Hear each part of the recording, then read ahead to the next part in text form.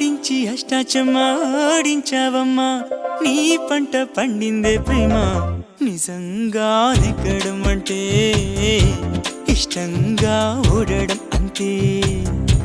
ఆ మాటే అంటే ఈ చిన్నారి నమ్మదేంటమ్మా నిజంగా నెగ్గడం అంటే ఇష్టంగా ఓడడం అంతే ఆడించి అష్టాచమ్మా ఆడించావమ్మా నీ పంట పండిందే ప్రేమ నిజంగా నెగ్గడం అంటే ఇష్టంగా ఓడడం అంతే ఆ మాటే అంటే ఈ చిన్నారి నమ్మదేంటమ్మా